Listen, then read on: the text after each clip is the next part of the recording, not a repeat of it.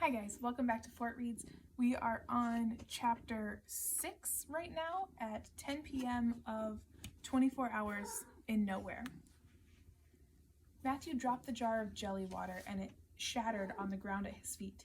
My heart beat rapidly. I knew in my brain ghosts weren't real, but sometimes brains malfunction. I grabbed at the flashlight. "Turn it off!" I shrieked. But both Matthew's and my hands were shaking. We fumbled it for a full 5 seconds or so before finally getting it off. Now we were in total darkness. I could barely hear over Matthew's hyperventilating and maybe my own. We heard voices again. Matthew grabbed onto me. Maybe I grabbed onto him too, but no one ever needs to know about that. "They're getting closer," Matthew said. They were definitely getting closer. "What do we do?" Then we heard a voice shout, "Gus?" Matthew squeezed me. "It knows your name. It's here for you." My brain was starting to think clearly again. "Shut up." I heard the voice again. "Gus!" Rossi shouted. "Where are you?" "Back here," I called. "Don't tell it where we are," Matthew cried. "It's Rossi." I shoved Matthew off of me. A small dim light traveled toward us, and Rossi and Jesse came into view. I walked to them. "What are you guys doing here?" Rossi held up a lantern in one hand, her helmet in the other. "Jesse told me what you guys were up to." I frowned at him. "Why would you do that, man?" "She should know that you were planning on killing yourself for her," he said. "As you can see, we're totally fine." "We?" said Jesse. I turned and pointed to the darkness. "Matthew's cowering back there, probably changing his pants. He thought you guys were ghosts." "Shut up, Gus," Matthew shouted. "So did you." Rossi looked at me in the dim light. "I'm grateful for what you're doing, Gus, but it's not worth it." "Well, I'm doing it no matter what." "Gus," Rossi pleaded. I crossed my arms. "I'm not leaving." "There's no gold in here, Gus," Jesse said. "I guess I'll find out." I turned to Rossi. "Why did you bring your helmet?" She rapped on it with her knuckles. "Protection." She lifted it and put it over her head, her long ponytail flowing out the back. Then she swung her backpack around and pulled out an ice pick. "If you're not leaving, then I'm helping you. It's my bike after all." She glanced around the mine for a moment and sighed. "Dead Frenchman's mine, huh? Leave it to some European dude to wreck a perfectly good mountain that didn't belong to him." She slammed her pick into the wall. When Matthew saw Rossi chipping away at the wall, the helmet on her head, he groaned. "Why didn't I bring my helmet? I can't believe I have to stand here and watch you losers dig with tiny hammers and sword-like thingies." "Pendejo," Jesse muttered as he turned the lantern up. I snorted. I may not have spoken Spanish fluently, but I knew what that word meant. And no, it doesn't mean you're an awesome human being, or thank you for blessing us with your presence. "What did you say?" Matthew asked. Jesse took a screwdriver out of Rossi's bag and shrugged. "I said, hey, let's dig." "Oh?" Matthew eyed Jesse with suspicion. "I don't think that's what you said." "I don't care what you think." Matthew leaned against the wall and yawned, his arms crossed. "This is the most pitiful bunch of digging tools I've ever seen." He really did look like our supervisor. "Why don't you get off your lazy butt and help us?" Jesse said. "I don't have anything to dig with." "I bet you could find a sharp rock," Jesse said. "And I mean, besides the one on top of your neck." Matthew glanced at the ground. "None around. And why would I want to help anyway?" "Because you're not such a bad guy," Rossi said through her helmet opening. "I don't think you're as mean as you've led people to believe." "Of course I am. I'm totally menacing," I finished for him. "You're terrifying, horrible, you give us all nightmares."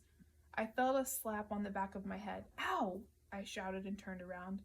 Matthew glared at me. "Stop talking and keep digging." Jesse stopped scraping at the wall with a screwdriver and glanced at Matthew. "Aren't you related to that dead French guy?" Matthew scoffed at Jesse's comment. "Where'd you hear that?" "William Dufert," Jesse said. "That was the guy's name, like yours." "Doesn't mean we're related." Matthew shifted from foot to foot. I stopped digging and looked at him. "What are the odds that 2 different families by the name Dufert would end up in a small town like Nowhere?" Matthew shrugged. "I'm not a philosopher, so I have no idea." I wasn't sure Matthew knew what a philosopher was. Jesse continued glaring at Matthew. "Why don't you just admit that you're related to that jerk?" Matthew glared back at Jesse. "What do you care?" Jesse threw a screwdriver down and it bounced on the hard dirt ground. Because he killed my great-grandfather and stole his gold. Jesse stepped forward and shoved Matthew. Matthew pushed Jesse back. Get off me, man. Last I heard, your great-grandpa is the one who stole the gold and shot him.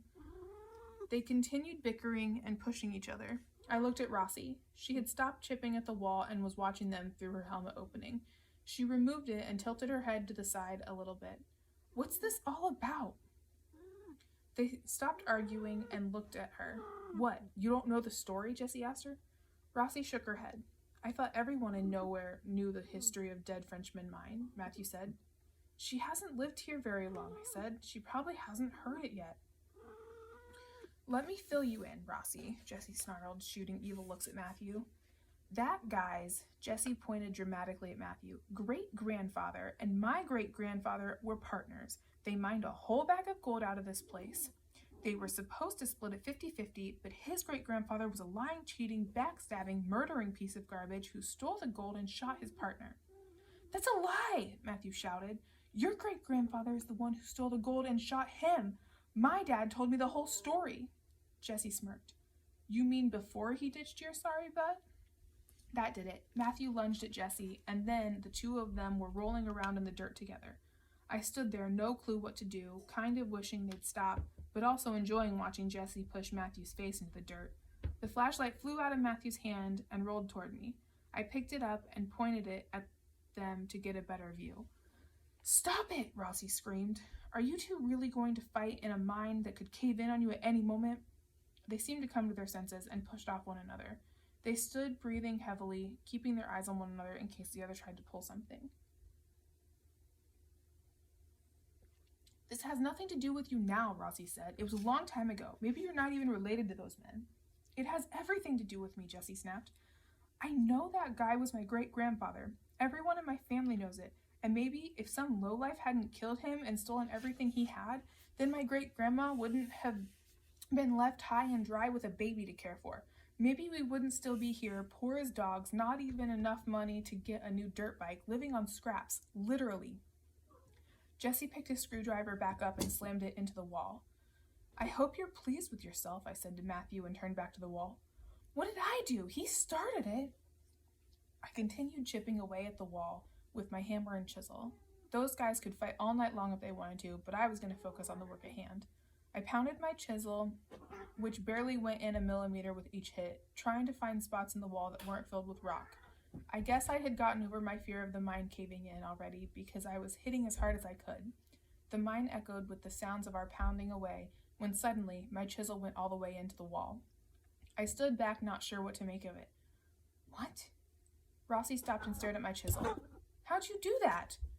With one hit. Stop showing off, Gus, Jesse said. I ignored him and grabbed the screwdriver out of his hand. Hey, he protested. I held the screwdriver up to the wall, next to the chisel, and pounded it with my hammer while the others watched. After a few whacks, it too went all the way into the wall. It's like there's nothing back there, I said. That's freaky, said Jesse. Maybe we should dig somewhere else. Maybe it's a hidden corridor.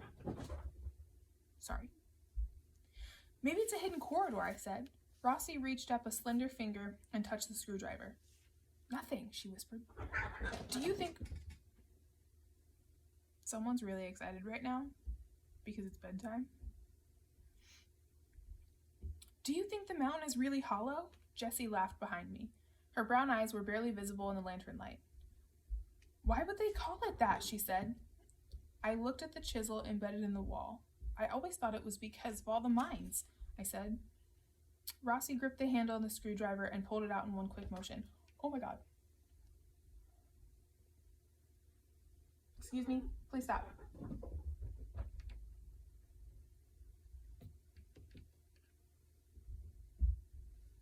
Sorry. I looked at the chisel embedded in the wall. I always thought it was because of all the mines, I said. Rossi gripped the handle of the screwdriver and pulled it out in one quick motion. A whistling sound came from the small hole.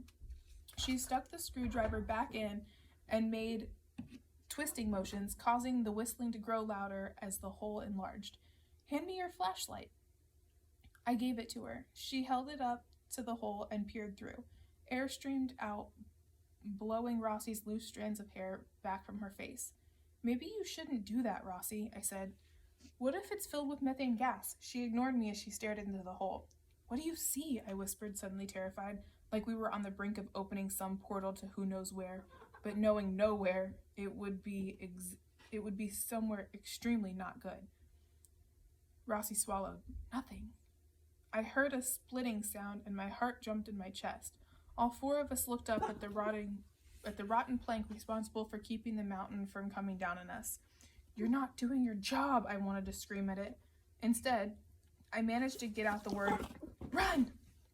But apparently not loud enough because the others still stood there. Run! I managed to scream this time. I turned and ran in the direction we had come in, others following after me. We barely made it 10 feet when the mine started crumbling right over our heads. Have a good night, guys.